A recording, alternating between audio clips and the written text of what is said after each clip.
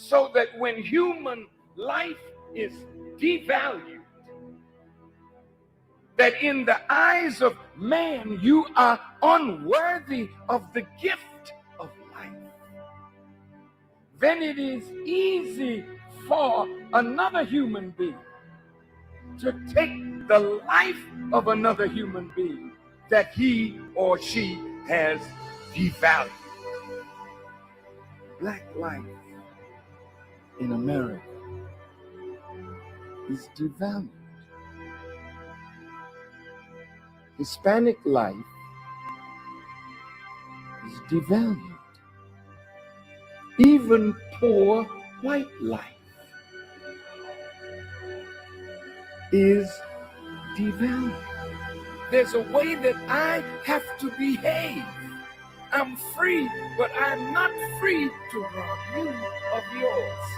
I'm not free to take from you what does not belong to me. So if I will construct my life according to these righteous principles, then between man and man, man and woman, peace.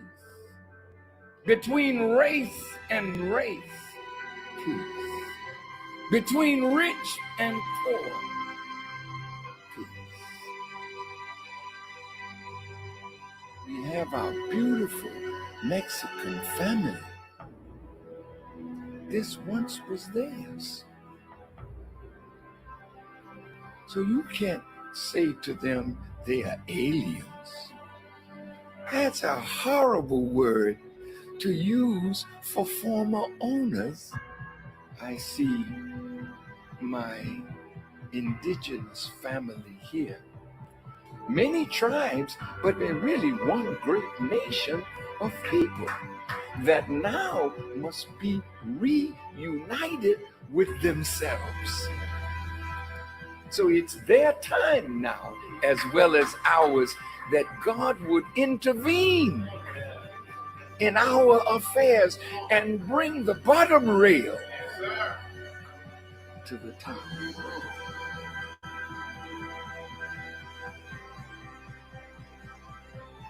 The government is not rehabilitating soldiers.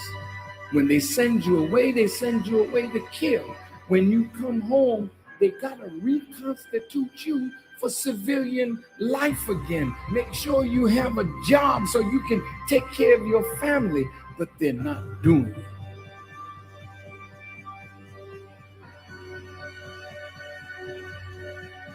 The Honorable Elijah Muhammad says, a woman can do anything that a man does, and the only thing he forbids the woman to do is the thing that degrades her. So how high can you go? High as you want to. Why would God allow the female to wear his attributes if you can't be a manifestation of that attribute? Women, you got to be set free. What God has put within you must be cultivated, must be developed, and must be used for the advancement of a nation and a world.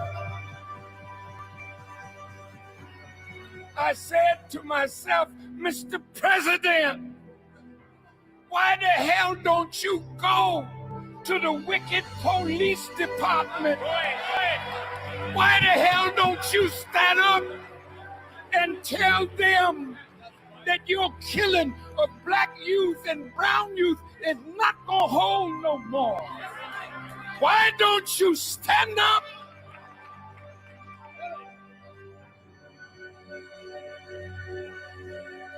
God's world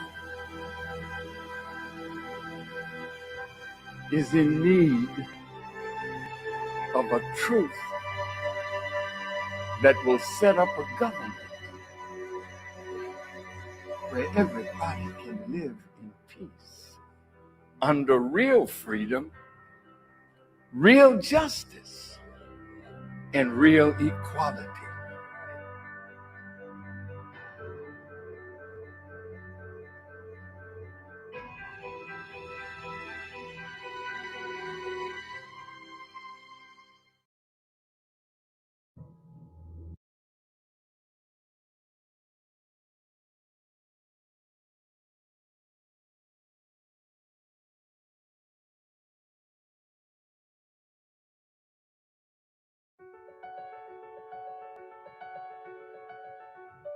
This city has always fascinated me, the city of Frankfurt, known to be a city of trade and economic growth.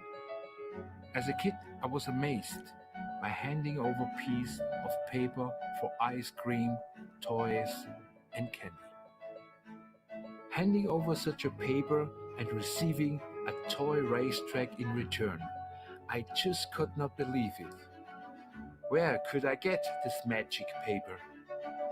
This idea I couldn't get out of my mind. I started asking questions and read every book I could find. I learned the money was backed by gold as a paper form to save us carrying it around. Something of real value behind the paper. But everything was changed. The value was capped, and the gold standard, as it was called, was abolished. Since then, the value of money has been the biggest lie of all. The dollar bill is now just a paper subject to inflation and devaluation. This must stop. The solution returning to a piece of gold that you can actually hold and it holds value or even better cash flow. Paper pressed and refined with real gold.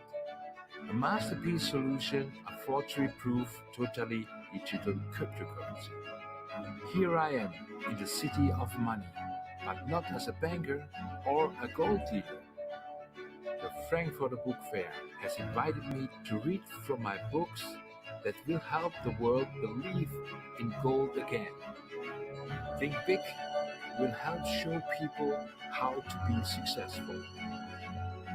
I am very proud to be here.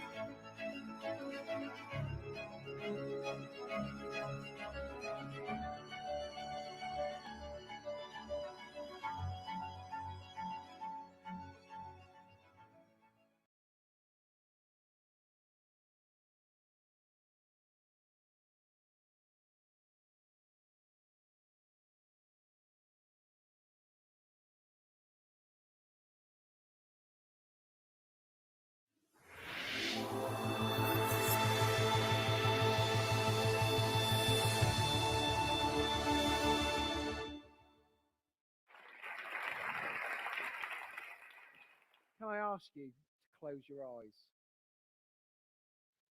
Can you imagine a room much like this one?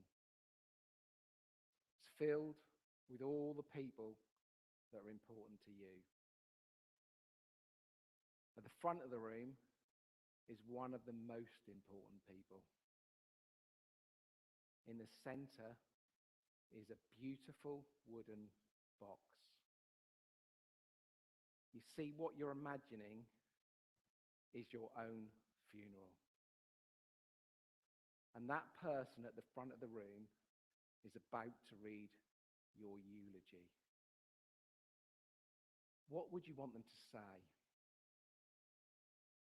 What would you want to be remembered for?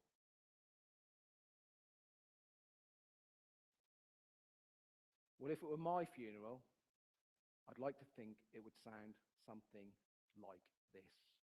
Here lies my dad, Ian Haken. Dad lived a long and happy life. He spent much of his life pursuing big dreams, and when he turned 50, he qualified for and competed in the World Ironman Championships in Kona, Hawaii. Despite usually being a little way off the front, Dad did this by committing to his dream and pursuing it properly with passion and perseverance. What Dad discovered in this journey was that achieving great goals was not accidental. It did not rely on luck or circumstance. It relied on hard work and sticking to the right ingredients for success. He went on to use the success formula again and again. Today, I'm not going to explain how he managed to achieve so much, how he managed to dream big and inspire others. I'm going to take you back to the 28th of April 2018, which was a year before he qualified, and play you Dad's TED talk from TEDx Norwich Ed, the event where he first laid out his formula to dream big. So my big dream is to qualify for Kona, the Ironman World Championships, next year in my 50th year. To qualify, I need to be about 20% quicker. In order to achieve this, I set about researching other people that have dreamt big to see what their secret was. And I discovered there was a formula for success. There was an algorithm. And I translated this as D, R, E, A, M. So let's have a little look at each in turn. D stands for dream it. Of course, to have a dream, to realize a dream, we must first have a dream. Successful people that have dreamt big paint every little detail on the canvas. It's also usually something they have a deep passion or calling for. They write it down, they stretch it, they challenge it, they plan it. They plan for all the key milestones and events. So I've done this on my journey. I've decided which race I'm going to try and qualify in next year and in what time, and improvements in all my key metrics between now and then. This is Jaco Otting. He successfully climbed the highest peak in each of the 7 continents, a feat that took him 19 years to complete. What really struck me about Jaco was his attention to detail in his planning, not only for the things that went right, but also planning for the things that could go wrong, so that if they did happen, he knew exactly what to do. So I reflected that in my plan. And so, for instance, I've entered an earlier season qualifying race so that if for any reason I don't qualify, I can have another go later in the year. So for your big dream, have you written it down? Have you stretched it? Have you planned it? Or is it just a dream? R stands for routines. Successful people that have dreamt big have daily rituals and routines to help keep them on track. One of which is energy management. There's no point in having a dream and pursuing it if we're going to fall over in the meantime. So making sure we look after ourselves by getting enough sleep and rest, staying hydrated, and looking after our body's physical and mental health are key to success. Despite my arduous training regime, I try to make time every day to meditate and get enough sleep and drink enough fluid. Another key routine I found was visualization. When she was growing up as a teenager in Greece, Arianna Huffington dreamt of going to Oxford. So her mother took her there to walk the streets and halls. When she returned to Greece, she was able to visualize exactly what it felt like to be there. Needless to say, she got the grades and she went to Oxford. I draw a visualization of myself crossing the line at Kona every single day. So when it comes to your big dream, what will be your daily routines and rituals that will help move you steadily towards it? E stands for effort. Successful people that have dreamt big are prepared to put in extraordinary effort. In the run-up to the Beijing Olympic Games, Michael Phelps worked 5 straight years without a single day off, not even Christmas Day or his birthday. He said, if you want to be the best, you have to do things that other people aren't prepared to do. I'm working hard putting the effort in on my journey. So unless I'm ill, if I think about finishing a session early or not doing it at all, I simply say to myself, Ian, that's not going to get you to Kona. And I push through. So when it comes to your big dream, are you prepared to put in extraordinary effort? A stands for accountability. Successful people that have dreamt big have been accountable. Spelled that wrong. They've been accountable to somebody. In the sporting sense, this is obvious, the sports person and the coach. But many other people that have dreamt big have had that accountability. Bill Gates was accountable to Warren Buffett, Mark Zuckerberg to Steve Jobs, Richard Branson to Freddie Laker. But the special relationship I really want to draw out is the one between Oprah Winfrey and her late mentor, Maya Angelou. She described Maya, the civil rights campaigner, actress, and poet, as her mentor, sister, mother, friend. She said that her advice freed her from the past, allowing her to be who she was and who she could be, and not who she had been. I've now recruited Joe Beer, one of the UK's top triathlon coaches. He holds me to account. He challenges me when I get it wrong, and he praises me when I get it right. So for your big dream, who is going to hold you to account? Finally, M stands for mindset.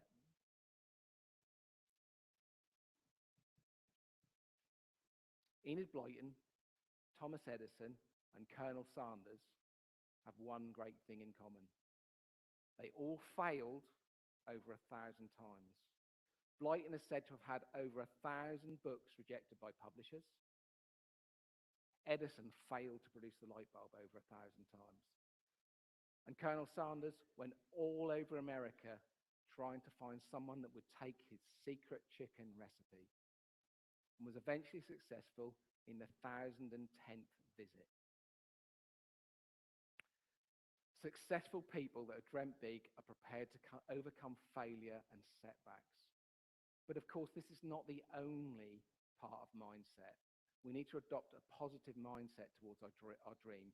We need to always be adapting, learning, and owning it. It's not the responsibility or fault of anyone or anything else. You need to own your dream. 3 years ago, I suffered a serious cycle crash that left me with delayed concussion and various other injuries. 4 weeks later, I pushed myself to cycle to Paris and complete the marathon when I got there. For your big dream, what will be your mindset? How will you overcome setbacks? So there we have it. How to dream big. Dream it. Paint every little detail on the canvas. Routines. Daily routines and rituals to help move you steadily towards your dream. Effort. Be prepared to put in extraordinary effort. Accountability. Be accountable to someone for your dream. And finally, mindset. Overcome setbacks and have a positive mindset towards your dream. So, will I get to Kona?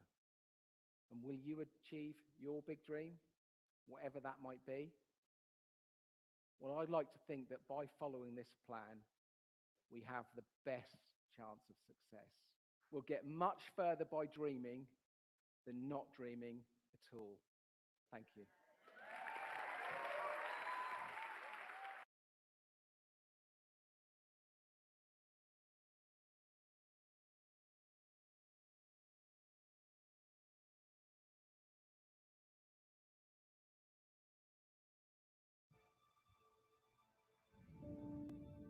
Sometimes you're up, sometimes you're down. Sometimes things go real well, and sometimes they don't.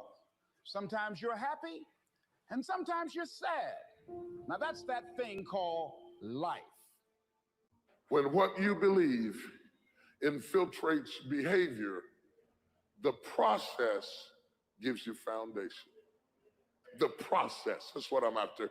The process gives you foundation. When what you believe infiltrates behavior, the process gives you foundation. It is not just the hearing of the word, nor is it the doing of the word. It is the process of doing the word that gives you foundation. It is the struggle. It is the struggle. It is the wrestling. It is the praying. It is the pulling. It is the trial. It is the temptation. It is the stumbling and falling and getting back up again. It is the aggravation and the intimidation that gives you foundation. It's not just the mechanical influence of robotically doing the word. It is just that as you go to do it, you learn things about yourself that you didn't know. You learn how to go through aggravation and heartache. You learn how to deal with obstacles and situations. And while you're trying to do and carry out what he told you to do, all of a sudden you're going deeper and deeper and deeper. And so if he gave it to you without letting you build into it, you wouldn't be prepared for it. It is the process that gives you the power. It is the rejection and the alienation and the intimidation that drives you down to your knees, where you say, I thought I had this, and I thought I had that, and I thought I had the other. The first lesson of discipline is that it isn't the easiest option. The second lesson of discipline is that it's a full-time activity. And we've said that the best form of discipline is consistent self-discipline. You see, the discipline that it takes to make your bed every day is the same discipline necessary for success in the world of business. The discipline to organize your garage is the same discipline to organize your business. All disciplines carry through to affect all parts of our lives. If we're disciplined in just one area and lazy in another, guess what? Pretty soon, the lazy side will creep in and destroy the disciplined side. The bad habits in one area of our life will eventually destroy our self-discipline in the areas we've been working on. Consistency cannot be inconsistent. Discipline is the mind being trained to control our lives. Discipline is a set of standards which we've selected as a personal code of conduct. Discipline is imposing on ourselves the requirements for honoring these standards. Once we've adopted these standards of behavior and conduct, we're committed to honor them. And if we don't, then there can be no disciplined activity. We find ourselves announcing our standards to our relatives, our friends, our associates. We shout our beliefs and condemn those who believe any differently, but then we don't walk the talk. We end up acting in a way far different from the beliefs we've shouted. We tell our kids that the TV is rotting their minds, yet we spend our evenings in front of it. We tell our employees that they must take advantage of every minute of the working day, yet we spend 3 hours at lunch. Do as I say, not as I do. This is inconsistent. This leads to a loss of credibility among those who watch us. And more importantly, this leads to a loss of credibility within ourselves. The only thing worse than one who is inconsistent in applying their self-imposed disciplines is one who has never considered the need or the value of discipline at all. These people seem to wander aimlessly, changing procedures, changing standards, changing loyalties, and shifting frequently from one commitment to another, leaving behind a trail of broken friendships, unfinished projects, and unfulfilled promises, all because of a discipline that was either non-existent or imposed so infrequently that it was ineffective. Here's the third step to becoming consistently self-disciplined. Number one is realizing that discipline isn't the easiest option. Number two, discipline is a full-time activity, day by day, every day. And the third step to becoming self-disciplined is really a philosophy that holds one of life's unique promises. Number three simply says, for every disciplined effort, there is a multiple reward. That's one of life's great arrangements. It's like the law of sowing and reaping. In fact, it's an extension of the biblical law that says if you sow well, you reap well. Now, here's a unique part of the law of sowing and reaping. Not only does it suggest that we'll all reap what we've sown, it also suggests that we'll reap much more. Life is full of laws that both govern and explain behaviors, but this may well be the major law we need to understand. For every disciplined effort, a multiple reward. For every disciplined effort, a multiple reward. What a concept. If you render unique service, your reward will be multiplied. If you're fair and honest and patient with others, your reward will be multiplied. If you give more than you expect to receive, your reward is more than you expect. But remember, the key word here, as you might well imagine, is discipline. Everything of value requires care and attention. Everything of value requires discipline. Children require discipline. They must have a structure built for them. They must have boundaries to work within so they feel secure and comfortable to explore and grow. They must learn to recognize what's right and what's wrong. Likewise, our thoughts require discipline. We must set up our inner boundaries, our codes of conduct, or our thoughts will be confused. And with confused thoughts, we'll end up being confused, hopelessly lost in the maze of life. And confused thoughts produce confused results. Look around you at this very moment in time.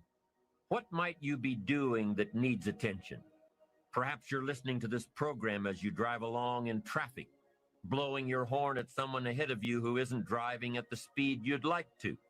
Perhaps you're listening alone because you've had a disagreement with someone you love or someone who loves you, and your anger won't allow you to speak to that person. Wouldn't this be an ideal time to examine your need for a new discipline? Perhaps you're on the brink of giving up or starting over or starting out, and the only missing ingredient to your incredible success story in the future is a new and self-imposed discipline that will make you stay longer and try harder and work more intensely than you ever thought you possibly could. The most valuable form of discipline is the one that you impose on yourself. Don't wait for things to deteriorate so drastically that someone else must impose discipline into your life. Wouldn't that be tragic? How could you possibly explain the fact that someone else thought more of you than you thought of yourself? That they forced you to get up early and get out into the marketplace when you would have been content to let success go to someone else who cared more about themselves? Your life, my life, the life of each one of us is going to serve as either a warning or an example.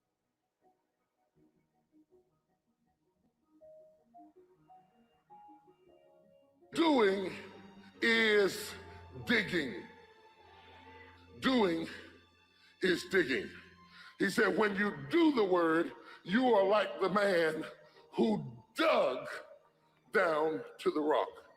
When you start doing, there is an inevitable digging process where everything that isn't solid has to get out of your way, digging past your fear, digging past your insecurity, digging past how you see yourself, digging past your limitations, digging you all the way down.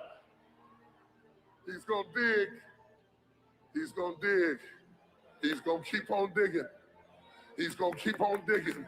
He's gonna keep on digging until he hits rock. I know I look fragile, and I know I look insecure, I know I look intimidated, and I know my hands are shaking, and I know I'm nervous, and I know I don't look like I got much confidence in me, but if you back me in a corner, I got rock up in me somewhere.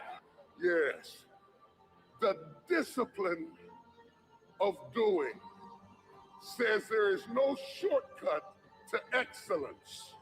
You just can't fast track it. See, in this instant age we live in, we have lost any understanding of slow preparation. In this microwave, shake and bake, 30-minute quick serve, soup in a cup generation, we have lost all sense. I bet you there at least 30% of the people in here have never tasted a slow cooked grit. They don't even know. They have never had anything but instant oatmeal. I bet you 30% of the people in the room have never had anything but Jiffy cornbread. I got to slow cook it. I got to dig it out. I've got to get some discipline. I've got to go through some struggle. I got to go through some heartache, but I'm working on something. And what I'm working on, it can't be instant. What I'm working on has got to be able to stand some stuff. What I'm working on has got, when I get to the top of the hill, I got to be strong enough to stand. Somebody holler, dig it out, Lord. Dig out everything that's flaky. Dig out everything that's shaky. Dig out everything that will break. Dig my fear out, my restlessness out, my give up spirit, my quitting spirit, my turn back spirit, my doubting spirit. Dig it out, Lord. I think one of the sharpest distinctions between people is between the small percent who look words up in the dictionary and the overwhelming majority that don't. I confess that I was a member of that overwhelming majority for many years, but some time ago I started to adopt the habit, and I can see the benefits today in trying to understand a big subject like character. I find it especially helpful when I discover something about the origins of words in ancient or foreign languages. I learned the origin of the word, and then I just sat there for a minute and realized that in this case, the origin of the word just about says it all. So I'm going to tell you where the word character comes from, and I'd hope it has as big an effect on you as it did on me. But first, I want to just quickly mention the origins of another word that people often confuse with character, just to clarify the differences. That other word is charisma, and I think that it's often confused with character today. But charisma is really quite different. Charisma is derived from a Greek word meaning an ability to elicit favor in other people. It's a magnetic quality of personality that people respond to as if it were magic. Charisma is almost like a magic wand that confers power over others. But character has a very different origin. Character comes from a Greek word meaning chisel, or the mark left by a chisel. I'm going to repeat that because I think it's very important. Character is derived from the Greek word for chisel. And of course, a chisel is a sharp steel tool used for making a sculpture out of a hard or difficult material like granite or marble. And a chisel is also used for stripping away waste material from an object, stripping away stuff that might get in the way, in order to get down to the essential thing, the thing that really matters. So in its origins, the word character isn't related to a word like charisma, which we've described as a kind of magic wand. Character isn't a magic wand. Character comes from chisel, and I hope you'll remember that.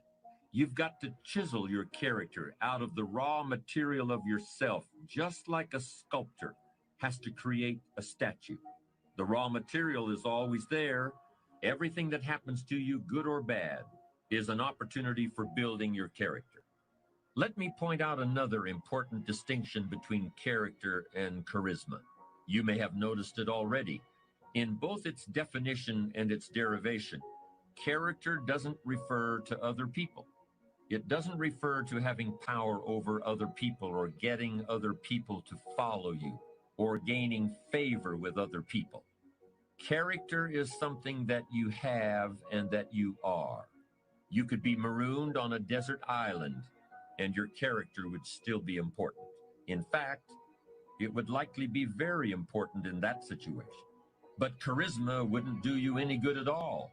Charisma requires the presence of others, while character is all about you. Character is the person you are after you've chiseled and have gotten past all the unnecessary material to what's underneath.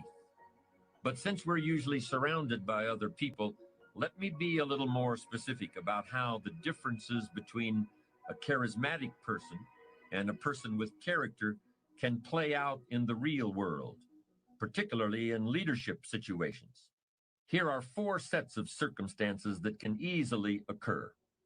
First, a really charismatic person can make people believe there's pie in the sky, or that the sky is going to fall tomorrow, one just as easily as the other.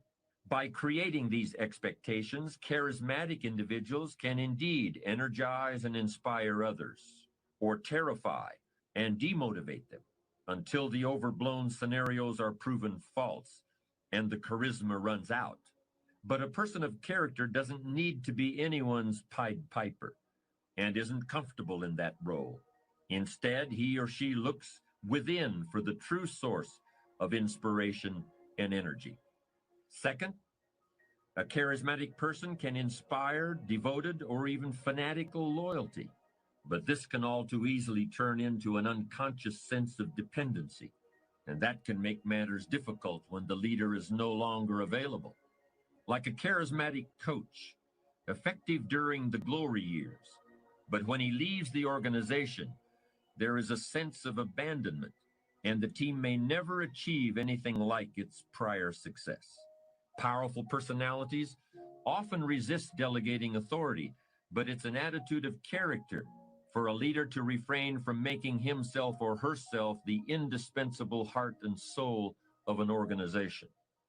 Here's a third difference between character and charisma that's particularly important in a leadership situation. Charismatic people have to keep pulling rabbits out of the hat.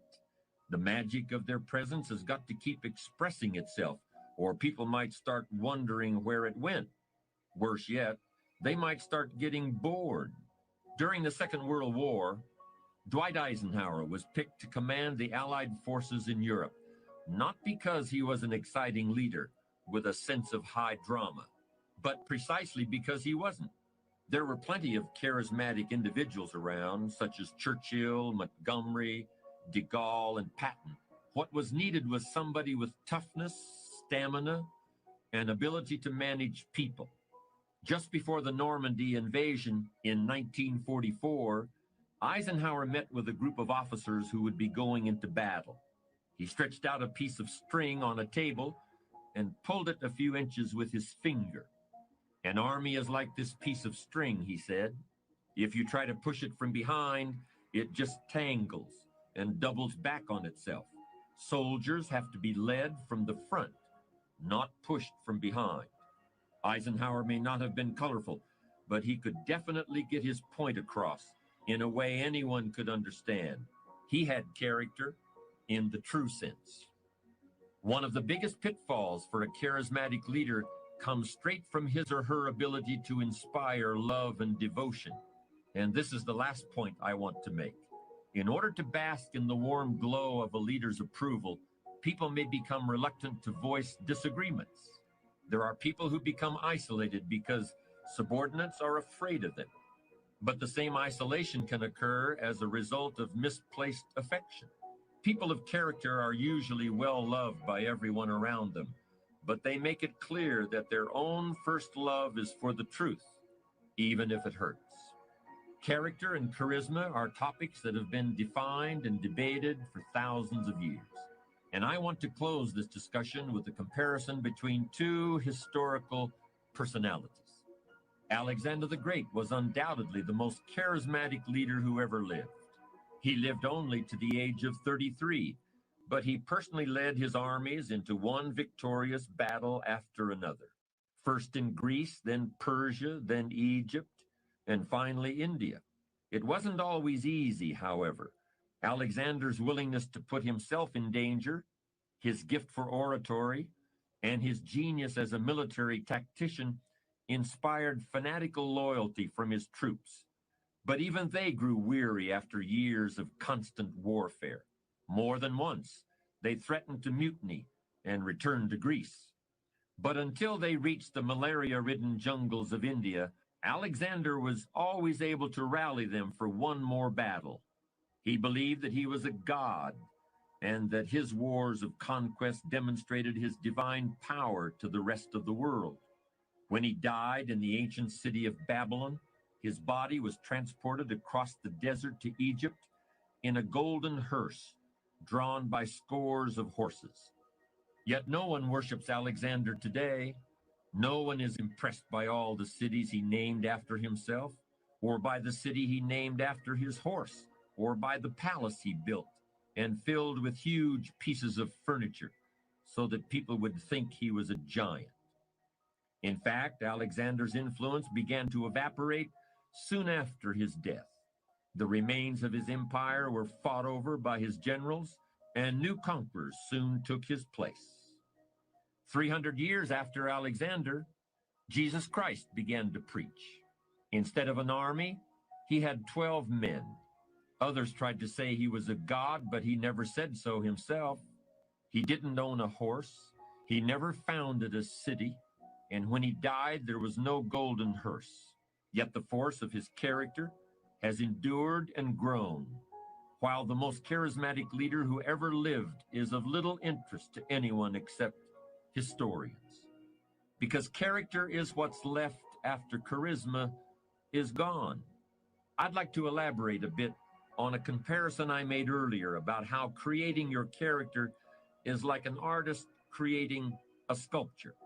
The essential point is this: I don't think character is something that just happens by itself, any more than a chisel can create a work of art without the hand of an artist guiding it. In both instances, a conscious decision has been made. A conscious process of design is at work. Character is the result of hundreds and hundreds of choices you may make that gradually turn who you are at any given moment into who you want to be.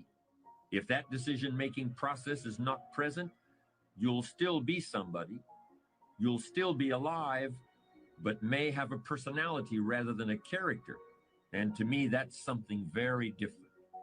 This has always been a country in which people have felt free to change themselves and the circumstances in which they live.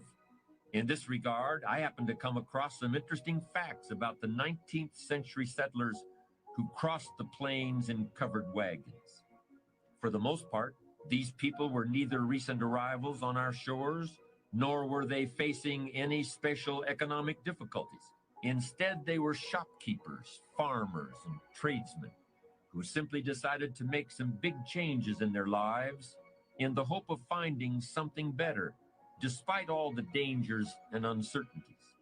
No one really knows why this great migration began, but I suspect it had something to do with our fundamental belief in individual freedom and the idea that if there's something better at the end of the rainbow, we have a responsibility to take advantage of it.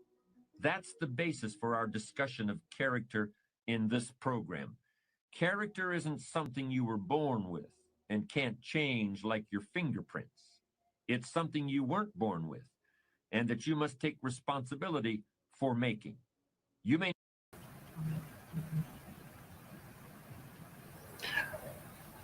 Ready for Revolution, and welcome to another edition of Classes in Session. And again, it's an honor. I'm your friend, Brother Eric Toure Muhammad. We got a few housekeeping notes to move on to before we get up out of here. But allow me to share this adage with you. You know, attention to detail is everything. Sometimes we do less talking in order to absorb, in order to hear, in order to take those notes or do those things that are relative to our day-to-day activities, because those are the things that help to feed the discipline to move forward. You know, hence, Dick Gregory told me this once. We were at an event here in Atlanta, Georgia, and I introduced him. Well, actually, Karen Mason introduced him, and then, but I introduced Karen. And so Dick Gregory started talking. The church was packed. It was at Mr. Abernathy's church there on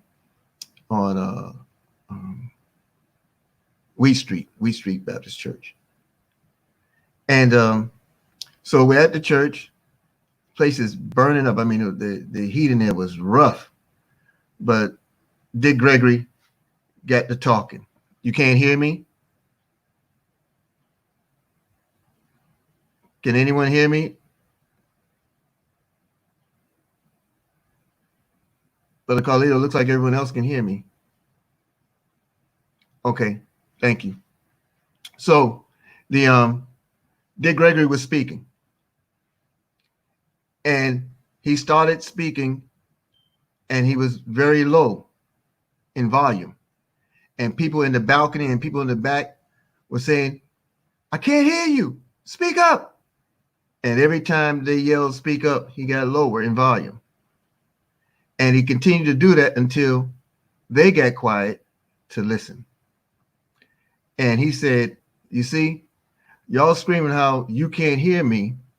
But if I had today's number, today's winning ticket, and I whispered, all of you be sure to strain the earwax out of your ears just to make sure you heard what that number was.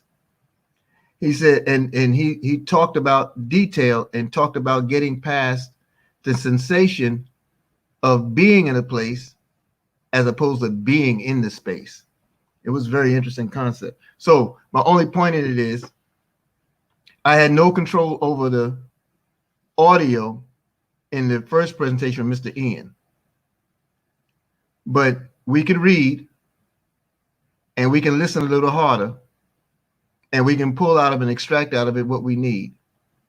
So there are times where I'm able to do it. There are times that I can't. But if you focus on what you can't hear, then you're cutting yourself off from doing. So strive to find a way to enhance what you need to draw and extract out of a presentation anywhere. You know, those are just some of the things that I was taught. You know, there was a time where I couldn't read. And Minister Farrakhan said, yeah, but I want you to lead this circle. I want you to moderate this study group. I was like, but Brother Minister, I can't read. He said, hell, man, you can listen. So, you know, I've been blessed with some very valuable lessons. So let's look at the first one to unpack. Dream it, routine, effort, accountability, mindset. Those are very important. Those are very important. And the discipline for Jim Rohn said, discipline for every discipline, there is a multiple reward. For every discipline, there's a multiple reward. Let's look at it from the vantage point of networking. Okay. For every 100 people you speak to about whatever opportunity you're a part of, 20 will listen to you, 5 will sign up with you, 2 will run. That's the formula, straight across the board, whether you're selling juice or whether you're offering an opportunity as extraordinary as Karatbars International, right? So that's the formula. Do you have the discipline to set a target, go after it, and don't stop till you get it? Get it. You see? So it's always about a process. It's always about a system. And this is why we highlighted the fact that system is the success. In anything you do, you have to have a system that's going to allow you the success that you desire. It's very, very important to all of our activity. I'm trying to get over here to this screen and get the housekeeping rules out the way. All right. So first and foremost, just know and understand that you can see classes in session or visit classes in session every Monday through Saturday right here at 8 a.m. on the Eric Toure Muhammad Facebook page. All right. So you can spread that word, take a screenshot if you need to, but every Saturday, Monday through Saturday, 8 a.m. Eastern time, we're here with classes in session. Okay. And then, you know, it's that time. We have to pay ourselves first. Everyone should pay themselves first. Everyone deserves to keep a portion of what they earn. You have the opportunity to do it each and every day in an extraordinary way that many people cannot. You're able to do it in gold. Exchange that declining paper dollar for gold and pay yourself first. And of course, today is the day, 2 p.m. We will all be on the Zoom platform to enjoy the celebration in honor of Mr. and Mrs. Ty and Valerie Best. That's today at 2 p.m. Tickets are still available, I believe. $10 is the ticket donation. www.calfanievents.com. You find it scrolling across your screen there at the bottom. www.calfanievents.com. That's today, folks. Many of you might be like me, where you have people on your team in your downline that you would love to have in the space to get a feel for what you feel about this extraordinary couple. You would want to go ahead and get them a ticket too. You see, and then you have Cheryl Ann Goble, who's doing the keynote presentation. Mr. Willie Brown is coming to produce his performances, and the artistry that you're going to find today in this explosive talent appreciation showcase and poetic runway is without measure. This is the first annual event of California Radio in terms of that type of tribute and honor. And I'm telling you, there's no better way to kick it off than to have the founders of Wealth Builders Worldwide, who will also be in the house along with their families.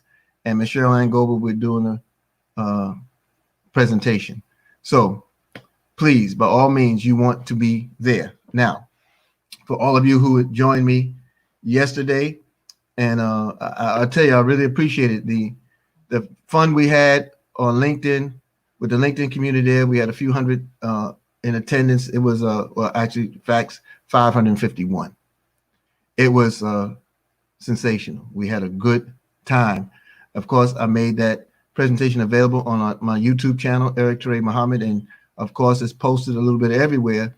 And those who were in attendance also got the opportunity to receive it personally, individually, this presentation. So over the last 2 weeks there, in that side of the world, we've had, when I say that side of the world, talking about the LinkedIn community, we've had more than 1,100 participants over the last 2 weeks in the opportunity that we're making available to everyone.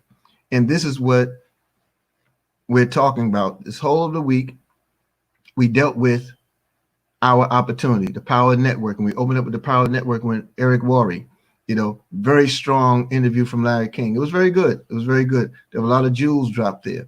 Then we moved on and we started talking about the gold itself, the power of what we have in the opportunity. Then we moved into some additional measures, okay? And those additional measures gave us foundation to where we're approaching today with our discipline and understanding the formulas that we have in front of us, family, because when we implement them, discipline, Jim Rohn said, consistency cannot be inconsistent. That's the one thing that consistency cannot be. Consistency cannot be inconsistent. So whatever your goal is, whatever your drive is, you have to be responsible for it. You can't allow it to be dictated by somebody else, and you got to move, and you have to be consistent. And it's the small things, it's the small victories collectively that leads to the massive one.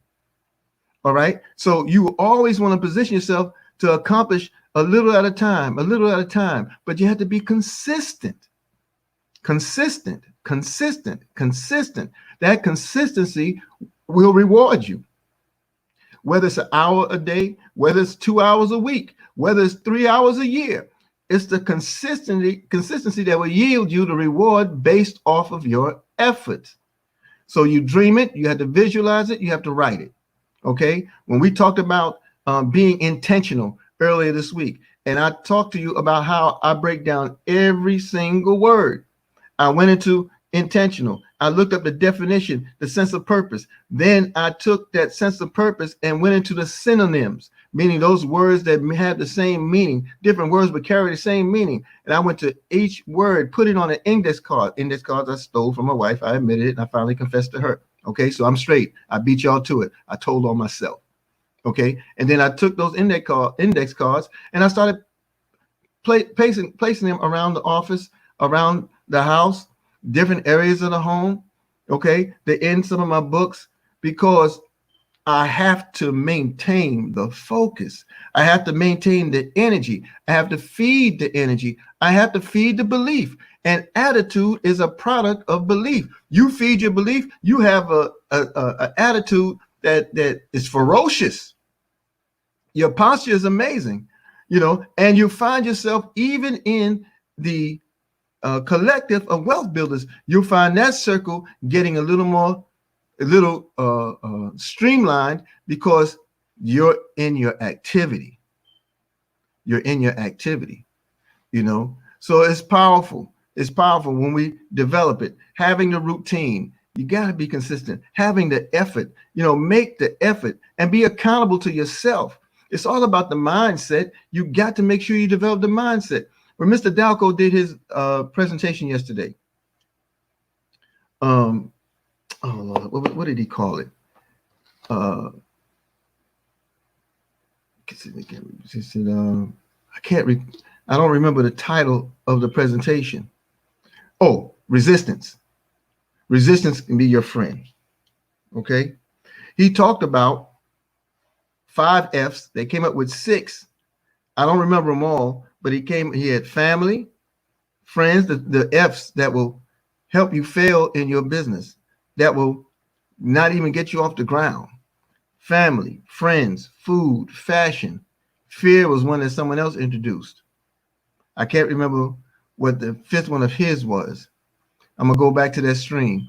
But it was very powerful because really it spoke to our appetites. It spoke to how we're willing to deal with our wants. We're still in those comfort zones, you know, as opposed to dealing with taking the steps to go beyond the comfort zone and maintain a certain level and measure of discipline, of focus. Very important things to do, you know. And so it was a very, very strong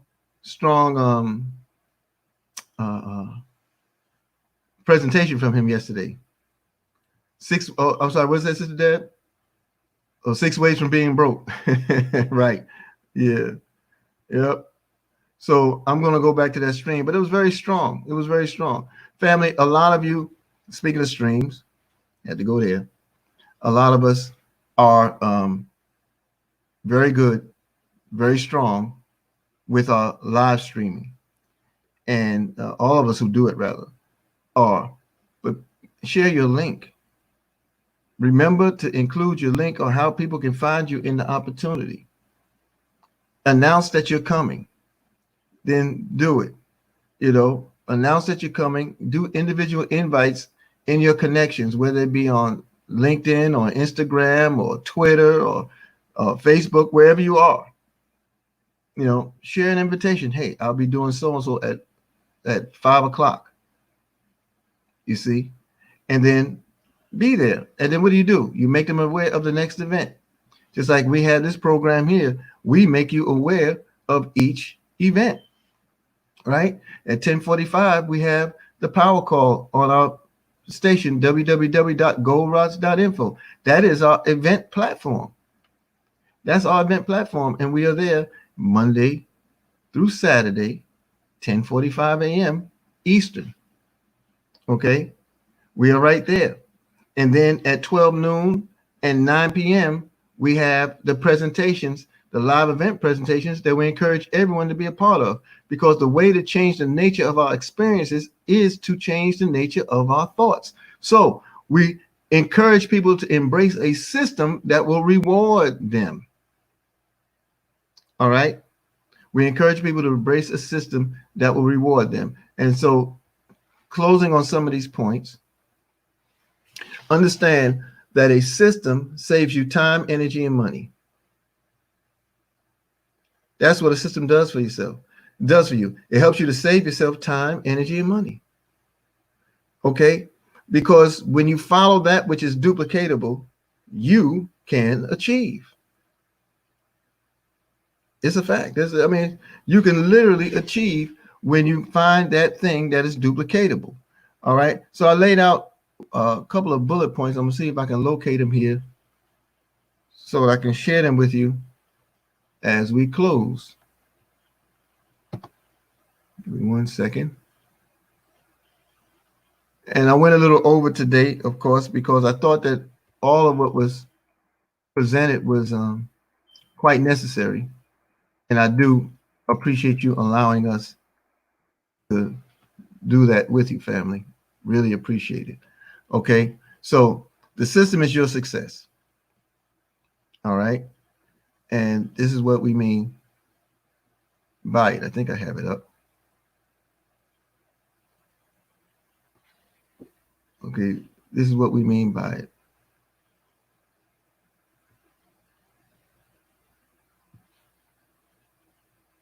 Okay. System is, it says, phase 1, finding your why, the dream, and find the right product to believe in. That's very important. These are the phases of Karatbars International. You know, this is what helps us to understand the opportunity that we're in. How did you find this and how did you stick with it? Of course, you didn't find it on your own. You got a presentation from someone, but somebody made you aware to the point that you had to make a decision as to whether or not it was really for you. So you found your why, and you found the right product to believe in. Now, your why doesn't come right away for off times. Many people don't have the dream right away, but they make a goal for themselves. And once you get into the routine of the system that is provided, it will help you develop your why. It will help you develop your decision, whether it's the right fit for you. Well, what's the right fit about our opportunity in the world of Karatbars? It's gold. It's gold. Okay. That's exactly what it is. This is our opportunity. You know, it's a reputable company. You know, is that company that you're looking at, is it reputable? A company that offers longevity, that's well capitalized, that's innovative, and pays you on time. That, friends, is the opportunity of a lifetime, especially when you have it combined. You got the product that you love, and you have a well accomplished company. Most people in networking won't stay at the opportunity more than 5 years. You know, and here Karatbars is here 9 years. It's soon to hit the 10-year mark. Well, what has helped it? Number one, it has the right product. Our product is money. And if you don't believe our product is money, look at the value of the gold as it closed yesterday and look at the value today. And you can't even imagine, we can't possibly imagine what the value of gold will be come Monday. You know, it closed in the bracket of the high of 11-year high. This is serious. And as they continue to print more paper, and as they continue to talk about war, and they talk about trade collapsing in China, these things drive the value of what you have up. So it behooves you, while you have $7 or $8 US, get all of the gold that you can. Whether it be tenths of a grams, whether it be a multi-gold package, which it should be a multi-gold package, whether it's the classic gold, you know, get as much as you can, because he who has the most of that will win. He who's developed the largest team will win. And those who have both team and gold, you're in heaven as you live. Okay, so a reputable company. Here we are, 10 years in almost, and we have the longevity that most companies do not. Well capitalized. Our product is gold. We're a debt-free company. We're innovative. We have all kinds of products, and we do pay on time. 5 times a month, you're guaranteed a commission hitting your dashboard. If you earned it, it's on your dashboard. Okay, and then embrace its business model and its system. These are the things that lead to your success. Your system is your success. When you embrace the business model, that means that you're embracing the process of duplication. It's a process. It's not a process of innovation. You may come with ideas and ways by which you want to do a thing, by ways that you can enhance what is being done, and that's your every right. However, you might find yourself on the short end of the opportunity when you don't learn the system first. So while we were in the middle of the presentations, some of what I was doing in the background was connecting with the groups on LinkedIn and sharing with them and talking through them and doing a quick, I've never done a text three-way before, but I did it. It wasn't too bad. It wasn't too bad. The greetings and the welcome, the question that she had wasn't bad at all. It was quick, but it was interesting, the fact that the business has elevated to that point where you understand the sense of urgency because no one else can do it for you. That's right, Sister Roz. When you follow that map, it means all the difference in the world. Then as you gain your success through the map, then you can innovate. You can do whatever you want. You can do whatever you want before then, but a system that is duplicatable is important. Why is it now that everybody can run a 4-minute mile? Because it's been done before. Once you've seen it's been done before, that positions you to do it yourself. Okay, so embrace the business model. The system must be duplicatable for success, and give yourself time to succeed. Don't quit, folks. Do not quit. Do not quit. All right, family, that's really going to end it for me. I appreciate the time you've given us. Monday, we'll be going through a series of what it is to be a student.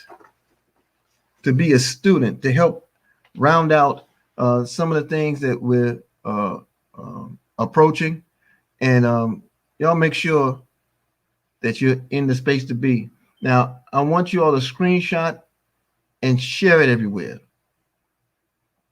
Those who need help cheating on their live stream, get on a live stream everywhere between now and power call time, and then after, or not even after, but now through the power call time, and encourage everybody to get their tickets for the event. Just get on and say, hey, I'm Debbie Nixon. I have my tickets. I want you all to join me at www.kalfanievents.com for this wonderful celebration.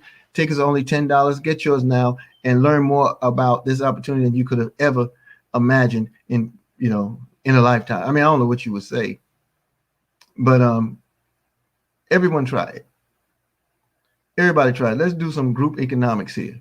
Everyone give a shout out somewhere on the stream about the event. That's right. The formula, Trish. Save, tell more people, make a lot of money. That's right. That's right. So family, thank you again. It was indeed an honor. We have some special announcements that will start out tonight and into tomorrow morning. I hope you find it within your wherewithal, as my brother Patrick would say, to support. But again, it's a great honor. Let's see, Sister Maui says, don't forget to clean out your desk and take all of your papers and projects home. Be on time Monday for a chance to sit in the front row where you won't have to ask teacher to speak up. Also, have your apples polished. That's the key to making A's. Yesterday, you gave me a whole cornucopia of fruit and told me to choose. Boy, y'all some kiss-up artists. If I had all that ability, I'd be throwing all those apples and stuff back to you, also offering it. I appreciate you, family. All right, so I'm going to jump off so you have enough time to get out and do your stream and take a screenshot, take a look at it, learn the information that's there, and just share it with everybody. Share it with everybody. Share it everywhere you can. All right, family. Hey, walaikum salam, Brother Gregory Powell. Good to see you. Family, I appreciate you. Love you all always. I'll see you on the next classes and session, but I'll see you much sooner on the Mighty Mighty Power Call. If I catch Mr. Keisha McKnight and Mr. Kansu, I shall. I can't promise it today because I got some networking to do. I'm going to make sure that I get everybody in all them, mama and all them, to www.kalfanievents.com to get their ticket for this wonderful, wonderful program. I know I have a 10 o'clock with you, Sister Unique, Sister Shaniqua. I will be there for that 10 o'clock. All right. Peace and power, family. Forward.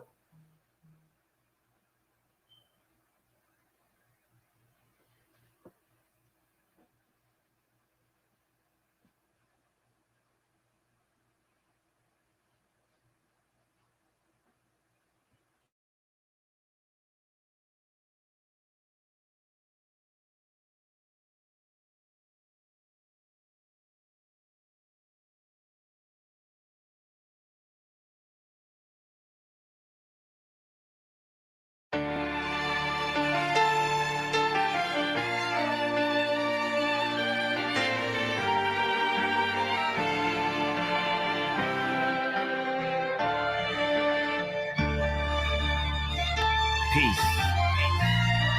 Strong words. Love. Soul. And change. Yeah. This is Big Snoop Dogg. Coming at you live and direct. And I got something to say.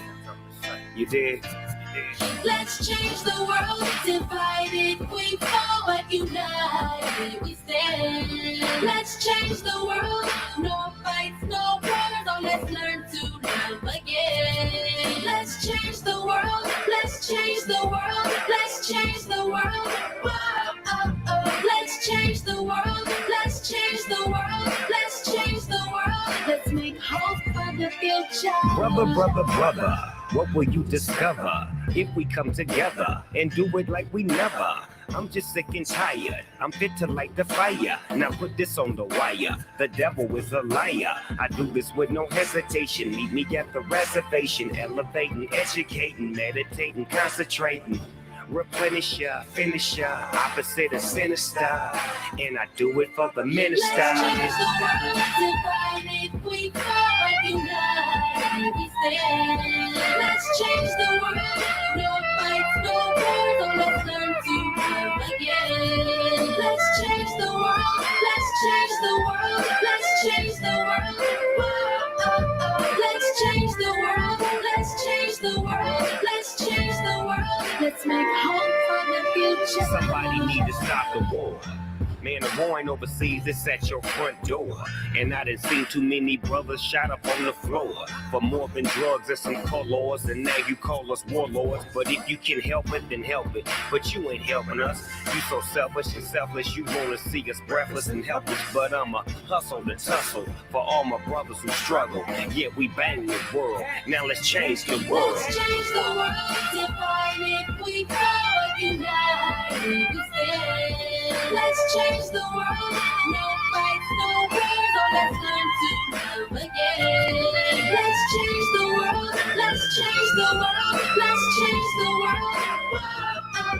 Let's change the world, let's change the world, let's change the world. Let's make hope for the future. No killing, no shooting, no dying, no lying, no gang banging, so no more mamas crying. Everybody get along, man, that be the perfect song. Peace in the streets as I sit back on my phone, chilling with the president. He let me in the White House, back to the castle with the minister, no doubt. Shoes at the front door, love is what you come for. Let's get it right and unite, but do it right. Let's change the world, divided we fall, but united we stand. Let's change the world, no fights, no wars, oh, let's learn to love again.